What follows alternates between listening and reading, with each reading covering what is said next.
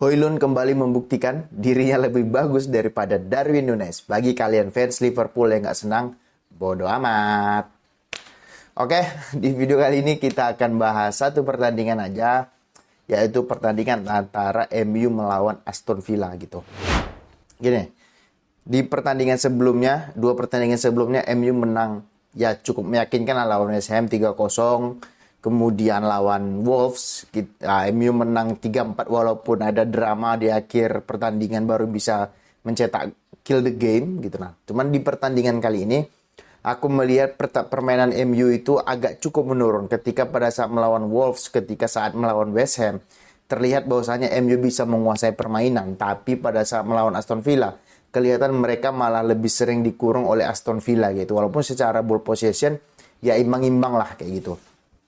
Tapi kayak gini, kalau kita lihat dari formasi, ya Lisandro Martinez nggak main karena cedera, kemungkinan besar baru bisa kembali mungkin di bulan Maret atau April, akhir-akhir liga lah. Diturunkan itu siapa? Maguire, oke? Maguire di musim ini bisa dibilang main cukup bagus, tapi kalau dibandingkan sama Lisandro Martinez, aku prefer itu adalah Lisandro Martinez daripada Harry Maguire. Karena apa? Aku yakin kalian juga sepakat. Nggak tahu, kita kayak trauma aja deh gitu. Trauma aja gitu pada saat melihat Maguire itu turun atau pada saat menguasai bola. Walaupun ya so far dia menunjukkan bahwasannya dia bisa menjaga daerahnya lah kayak gitu. Walaupun ya sesekali banyak keputusan yang salah dan banyak passing kiri kanan belakang, nggak berani passing ke depan. Itu hal yang rumrah lah terjadi bagi para pesepak bola gitu. Nah, cuman kalau Martinez kan sepertinya sudah kejelaskan, dia jarang mau passing ke belakang ataupun ke samping, ke kiri kanan, kecuali memang tidak ada opsi. Dia pasti ketika ada opsi, dia pasti akan memberikan passing progresif ke depan, walaupun ruangnya itu cuma ya 3-4 meter di antara pemain, dia berani passing kayak gitu loh. Nggak ada pemain lain yang berani demikian kecuali Martinez dan juga bahkan Bruno sering kiri kanan juga, tapi dia sering juga memberikan end passing kayak gitu. Nah, di pertandingan kali ini Højlund cetak gol lagi, berarti dia sudah 5 pertandingan terakhir dia mencetak gol, berbeda dengan Núñez. Walaupun kemarin memang Núñez dia cetak gol, tapi ya golnya itu gol-gol inilah, gol hadiah lah kayak gitu. Aku mungkin habis dibully sama fans Liverpool, tapi nggak masalah. Pendapatku tetap bahwasanya aku bilang Højlund itu jauh lebih bagus daripada Núñez secara build up. Ya kalian tonton lah video sebelumnya, aku udah buat videonya kok gitu. Nah, kita kembali ke pertandingan. Kita lihat golnya. Golnya walaupun gol si Højlund bisa dibilang ya agak sedikit lucky karena bola itu pas tepat di kakinya ketika Harry Maguire itu sedang melakukan duel dari tendangan pojok. Tapi ya posisi dia tepat dan beruntungnya bola itu tepat berada di kaki dia dan dia bisa cetak gol. Artinya kan ini orang, siapa ya? Ini orang lah. Karena dia kan lebih muda daripada aku ya. Aku bilang ini orang lah. Ini orang bisa cetak gol. Cuman penyuplainya itu nggak ada kayak gitu, oke? Penyuplainya itu nggak ada. Tapi dia masih bisa cetak gol 5 pertandingan terakhir. Tapi ya nggak masalah. Ini musim pertama dia. Secara permainan dia juga terlibat, bertahan maupun menyerang dia lebih sering terlibat lah dibandingkan Darwin Núñez yang dibeli 100 juta plus 75 juta plus add-ons ya 100 juta juga, lebih bagus jauh daripada Darwin Núñez kayak gitu, oke? Nah, setelah MU cetak gol, nah ini yang selalu aku benci nonton MU ketika MU itu sedang unggul gitu. Kenapa? Mereka kalau sedang unggul nggak tahu apakah ini memang instruksinya dari Erik ten Hag atau memang pemainnya yang pasif kayak gitu loh. Ngerti nggak? Pasif dalam artian begini, ketika MU berhasil unggul 1 gol lah, kita bahas satu gol. Kalau unggul 1 gol, mereka terbiasa untuk mundur, ya mereka ngepres, cuman tidak yang ngepres terkoordinasi dan juga tidak seolah-olah ingin hanya mengandalkan counter attack untuk mencetak gol dan tidak mau menguasai bola. MU, Liverpool, Arsenal, klub-klub besar deh. Itu kalau sudah unggul 1 gol, mereka akan cari gol kedua. Dengan cara apa? Mereka kurung pertahanan lawan, bukan dengan cara counter attack. Oke? Itu dulu. Nah, yang jadi masalah dengan MU ya itu, mereka walaupun sampai babak pertama, sampai menit keberapa? 70 ya baru MU kebobolan kan. Sampai menit 70 MU baru kebobolan. Kemudian selama itu MU kan banyak ditekan juga gitu loh. Berapa banyak peluang yang dihasilkan oleh Aston Villa ya. Kalau aku bilang bahwa pertama kalau boleh fair seharusnya MU itu udah kalah 3-1. Kalau aku bilang udah seharusnya Aston Villa minimal itu bisa cetak 3 gol karena ya kembali lagi syuting mereka ke arah Onana gitu. Apakah Onana hebat? Ya biasa-biasa aja kalau secara refleks gitu loh. Karena apa? Karena bola semuanya yang disyuting pemain Aston Villa itu pas ke arah dia atau pas ke badan dia, bukan yang dia butuh effort lebih lah untuk melakukan save kayak gitu loh, untuk melakukan save kayak gitu loh, ngerti nggak? Nah kemudian kalau kita bahas lagi MU ketika unggul 1-0 ya, bentar.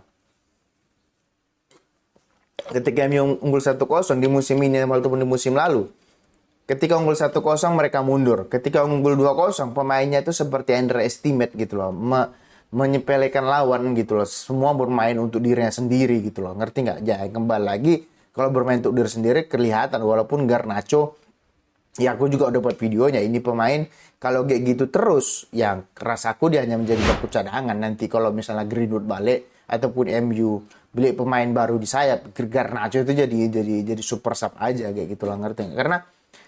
Karena dianya egois dan juga karena dia itu tidak bermain as a team. Mungkin adalah beberapa momen dia ya cuma satu momen gitu loh. Yang lainnya juga dia kan nggak yang gimana ya, nggak yang bermain secara tim. Adalah momen counter attack gitu. Seharusnya dia ada dua pilihan antara Rashford dan juga Højlund. Dia lebih milih shooting loh daripada memilih passing gitu loh. Banyaklah momen di mana dia lebih milih shooting daripada memilih passing kepada rekannya. Yang menurutku Højlund juga sebenarnya muak nengok dia, cuman ya mau gimana lagi, nggak ada pilihan kayak gitu loh. MU itu butuh pemain kayak De Bruyne, kayak David Silva yang bermain itu untuk tim. Walaupun sudah 1-1 dengan penjaga gawang, kalau ada teman yang bisa dipassing, dia pasti akan passing. Coba deh perhatikan De Bruyne dan David Silva dulu. De Bruyne sekarang juga kayak gitu. Pasti ketika mereka dapat bola bahkan 1-1 dengan penjaga gawang, mereka akan selalu menjadi pemain yang memberikan assist kepada rekannya yang bisa dipassing walaupun mereka sedang berhadapan 1-1 lawan penjaga gawang. Oke. Ini di MU juga ada kayak gitu. Bahkan Bruno sesekali juga egois kayak gitu loh. Ngerti nggak? Kemudian kebobolan lah MU. Karena apa? Karena mereka mundur. Karena mereka hanya mengandalkan counter attack. Nah, setelah kedudukan 1 sama, baru MU ngegas. Masuklah itu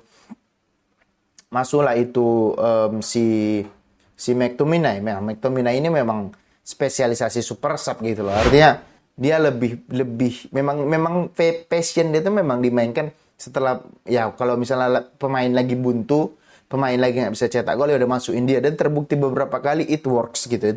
Itu berhasil gitu. Tapi nggak ada masalah, yang penting dia cetak gol gitu. Nah, kemudian yang jadi permasalahan lagi adalah dua wingback MU ya pada babak pertama karena Shaw yang bermain di sebelah kiri, yang menurutku mainnya bagus. Shaw juga di bawah Erik ten Hag dia lebih sering overlapping lah, jadi pemain sayap ketika memegang bola tidak bingung mau passing kemana karena ada Luke Shaw yang sering melakukan overlapping kayak gitu. Nah kemudian di sayap kanan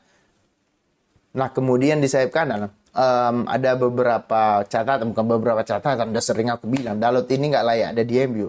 Ada beberapa momen yang ya beruntung aja Onana bisa save, kemudian ya pemain Aston Villa yang juga loak nggak bisa cetak gol, jadi kesalahan Dalot nggak begitu direview oleh banyak orang. Cuman aku ngelihat bahwasanya Dalot ini ya udah berapa kali setiap pertandingan pasti membuat blunder, pasti membuat kesalahan yang sama. Nggak boleh pemain yang berada di klub besar melakukan blunder elementer seperti itu gitu, salah posisi lah, salah membaca permainan lah gitu beberapa kali terus di posisi dia. Nah babak kedua kan si Luke Shaw ditarik kemudian masuk Lindelof, makanya permainan Aston Villa lebih banyak menggunakan sayap kanan mereka karena mereka tahu di posisi itu Lindelof bukanlah Shaw, yang mana Lindelof bukanlah seorang back sayap tapi dia lebih kepada back tengah gitu.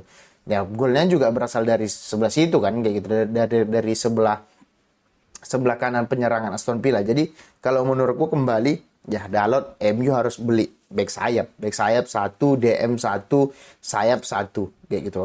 Itu yang perlu dibeli kalau memang musim depan mau menjadi lebih kompetitif daripada musim ini gitu. Tapi nggak masalah, MU menang jarak poin dengan Spurs di peringkat 5 itu Aston Villa itu cuma 4 poin, artinya kalau pertandingan besoknya MU menang, Aston Villa kalah jarak 1 poin karena di pertandingan 2 minggu lagi MU itu melawan City. Nah Jadi harusnya di pertandingan besok melawan Luton Town, MU harus menang. Karena di pertandingan besoknya, ya lawannya City gitu lah. Walaupun City juga nggak hebat-hebat kali di musim ini kayak gitu lah. Ngerti nggak? Oke, terus apa lagi ya? Catatanku terkait dengan satu aja sih yang rasaku enak untuk dilihat itu Maino. Maino ini pemain luar biasa loh menurutku, serius. Dia kecil, masih muda, masih hijau, ya masih mentah lah walaupun bisa. Tapi visinya itu luar biasa loh. Dia tahu kapan harus passing, kapan harus dribbling, kapan harus ngelewatin. Dia tahu gitu loh. Karena apa? Visi dia bagus gitu loh. Dan juga dia sering scanning, sering lihat kiri kanan, nggak kacamata kuda kayak ya McTominay lah. Kayak si siapa lagi? Kayak si Garnacho yang kacamata kuda yang lihatnya ke depan terus gitu, nggak mau scanning kiri kanan gitu ya. Jadi kembali lagi kalau bilang Maino ini kalau jalannya benar di bawah pelatih yang benar dan juga gaya hidupnya benar, ini bisa ya ini the next Paul Scholes kalau aku bilang gitu loh. Karena dia bukan tipe pemainnya suka dribbling kiri kanan, dia lebih suka 1-2 sentuhan passing gitu. Jadi apakah MU layak menang kali ini? Ya, secara kalau boleh fair MU nggak layak menang, lebih layaknya apa ya, satu sama. Ya lebih layaknya hasil imbang lebih layak sih untuk kedua tim ini. Karena kembali lagi kalau aku bilang Aston Villa punya banyak peluang tapi nggak bisa cetak gol. Kemudian MU sedikit peluang tapi efektivitasnya itu tinggi kayak gitu. Jadi kalau menurutku ya hasil imbang sebenarnya lebih layak. Tapi karena MU menang ya udah nggak masalah. Yang penting Højlund itu lebih bagus daripada Darwin Núñez. Oke, fans Liverpool, kalau nggak senang ya terserah. Oke, sekian dulu konten kita kali ini. Bagi kalian yang suka silahkan di subscribe, di komen, di like. Bagi kalian yang nggak suka yang apa di skip aja. Oke, terima kasih. Ciao.